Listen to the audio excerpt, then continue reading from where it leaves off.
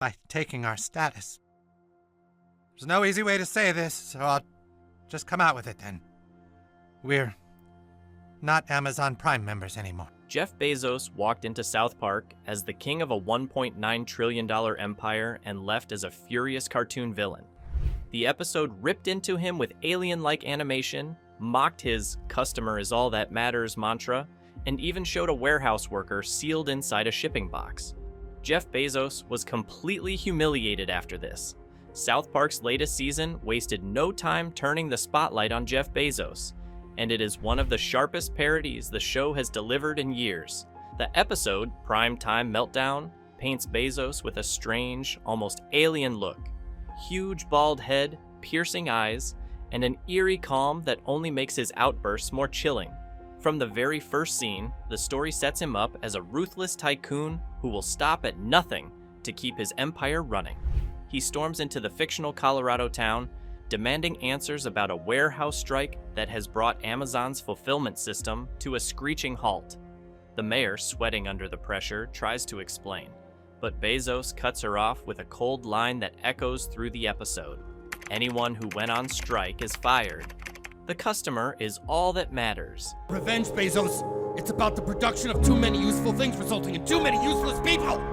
See how the box ridicules commercialism in order to try and... The satire digs deep into the dark side of Amazon's obsession with speed and efficiency. South Park doesn't just settle for jokes about free 2-day shipping or Alexa gadgets.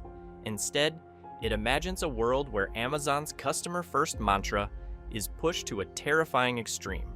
Workers who stand up for themselves are treated as disposable parts of a machine, and the whole town is made to feel like an extension of Amazon's vast corporate body.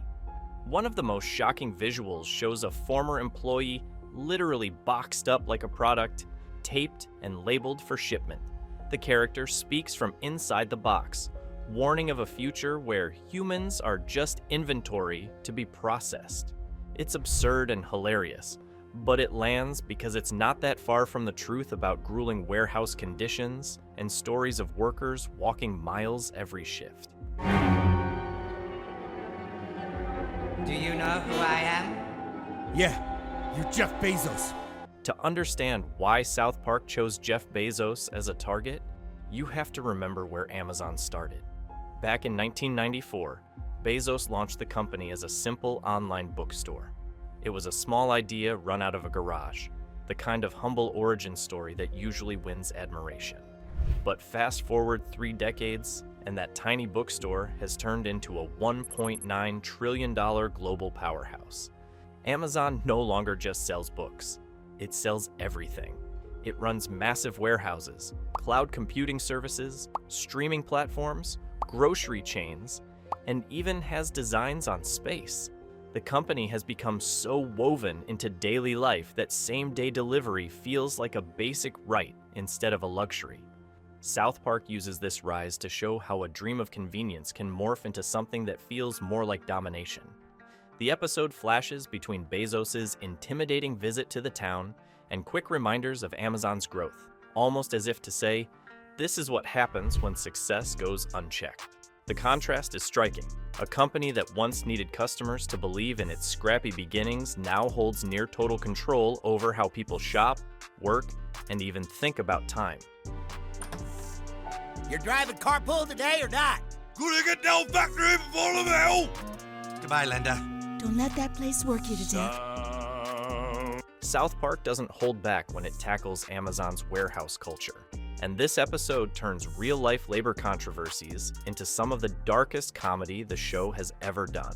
Viewers watch as employees sprint across massive fulfillment centers where every second is timed and every bathroom break is a privilege. The satire takes these well-documented issues, 10 to 15 miles of walking per shift, strict quotas, and relentless monitoring, and cranks them up to a level that's both absurd and uncomfortably believable. One of the most shocking moments shows a worker literally packaged into a cardboard box, sealed with tape and a shipping label. The image is grotesque and hilarious all at once, but it lands with a thud because it captures the fear that workers have become as replaceable as the products they handle. The episode even sneaks in small details that echo reality. There's a background gag of bathroom passes being scanned like barcodes, a nod to stories of workers timing restroom visits.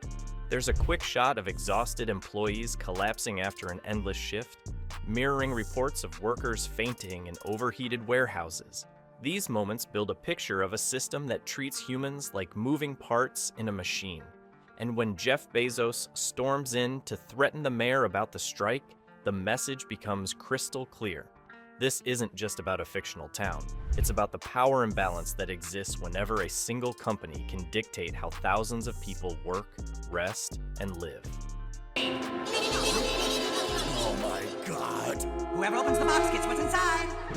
No, don't give in to your consumerism, kids!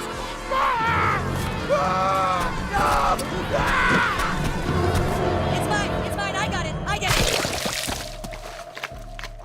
The satire grows even darker when a talking cardboard box delivers one of the episode's most memorable lines. Too many useful things are making too many useless people. It's a quick moment, but it hits like a gut punch. Behind the humor lies a serious question about the future of work and how automation could reshape society. South Park takes this idea and spins it into a scene that's both funny and unsettling. The box mocks Bezos for building a world where machines do more and people matter less, calling out the hidden cost of all the smart gadgets and AI systems we cheer for every day. This isn't just a cartoon joke. Economists and researchers have been warning for years that automation could replace millions of jobs. Some studies predict that by 2030, up to a quarter of US jobs could be automated.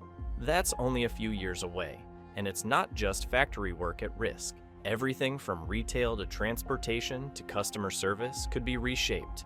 South Park captures that anxiety by giving the warning a literal voice. The box isn't just talking to Bezos, it's talking to all of us who happily order with one click, while machines quietly learn to do our jobs. $50! What are you saying? That our family needs cash? I'm busting my ass trying to make ends meet! You wanna go live with Kim Kardashian? She's better than me because she's got money! South Park doesn't let viewers hide behind the idea that Amazon's problems belong only to Jeff Bezos or warehouse managers. In this episode, the finger points directly at us, the shoppers who keep clicking buy now at 3 a.m.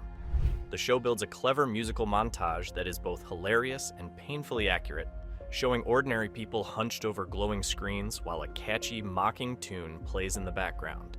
The lyrics tease our inability to resist same-day shipping and those little dopamine hits that come with a delivery notification. It's funny because it's true. Who hasn't ordered something unnecessary in the middle of the night simply because it could arrive before breakfast? Another day older and deeper in debt. St. Peter, don't you call me cause... The episode makes a larger point that convenience has become a kind of addiction. Same-day shipping feels like magic, but it's really a system built on intense pressure. Workers racing through warehouses, trucks running on tight schedules, and algorithms squeezing every second out of the supply chain. South Park highlights how our hunger for instant gratification feeds that pressure. We may shake our heads at stories of harsh warehouse conditions, but every time we tap place order, we reinforce the very system we claim to criticize. It's a harsh message, but the show delivers it with enough humor to keep you watching even as you squirm. What hits hardest is the way South Park frames this cycle as a shared responsibility. The camera lingers on everyday people celebrating the arrival of a package like it's a major life event. Kids, parents, even grandparents cheer as cardboard boxes pile up on doorsteps, while the background song keeps reminding us that the next delivery is only a click away. By exaggerating our excitement, the show exposes how consumer culture blurs the line between want and need. We think we're in control, but the montage makes it feel like Amazon owns a piece of our brain. Bezos? Yeah. Okay, let him in. Right on through here, Mr. Bezos. South Park turns Jeff Bezos into a larger-than-life emperor, and it's both hilarious and unsettling to watch. The episode exaggerates his every move, giving him a cold, commanding presence that feels almost royal.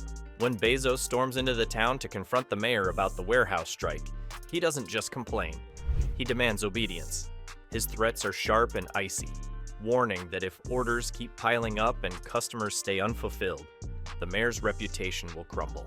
The way the scene plays out, you can practically see the invisible crown on his head as he treats the town like a personal kingdom.